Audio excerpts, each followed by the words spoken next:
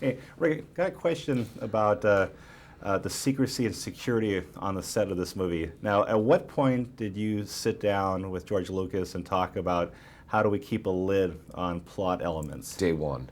We actually did. We don't do it out of paranoia. We do it out of the fact that right now we're in a totally different world.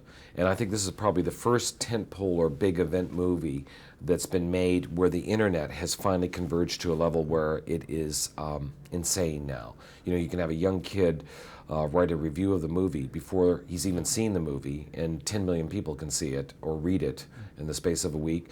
I mean, that's 5-6 times the total subscription of Time or Newsweek. So, it's a very powerful thing.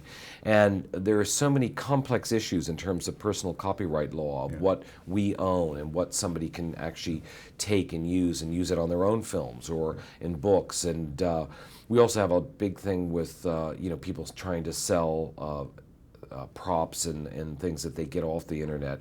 If you see a still with a gun, then somebody remakes it and then sells it on the internet and says it's an original. So it's a big issue for us. I mean, but a lot of fans, hardcore fans, really don't want to know everything. They want little tidbits and they want to use their imagination to try and figure out what the film is about.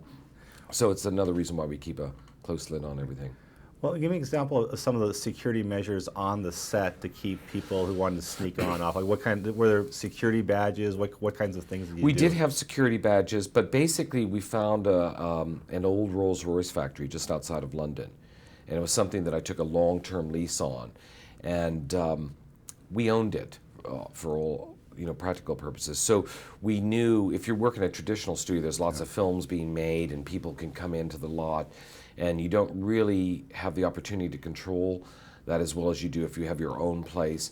But we had high security areas in terms of the art department where people weren't allowed in unless they were directly related to the art department. But it wasn't a big deal. I mean, everybody feels very responsible who's making the movie also that it's a good thing to keep a lid on all of this stuff. So we had mostly help from the basic crew itself. I mean, if anybody saw anybody, they'd pounce on them. Well, did that ever happen? Did people ever sneak on the set? Oh yeah, I mean, there were a lot of people who tried, but they didn't get very far. I mean, it was a good system. It worked well. I think it's amazing that we haven't even had the script on the internet after all this time, and it's been 4.5 years making the picture. Now, with props, did any of those ever disappear? Did any set pieces, props suddenly vanish? Because we have a very strong cataloging process. Everything is videotaped and photographed. Everybody's responsible in each department for all of the things that they create in the Star Wars universe. So it's really well monitored. I mean, we really take a lot of pride and care and spend a great deal of time and money and effort to make sure that those things don't get stolen or lost. Okay. Now, with this movie, a film that has so many effects, were there ever days that you felt sorry for the actors in the movie? No, never. I think, it was interesting. None of them had ever worked against blue screen before. But I think we had such powerful and provocative art department paintings on the set all the time. Everybody kind of knew exactly where they were in relationship to the scene.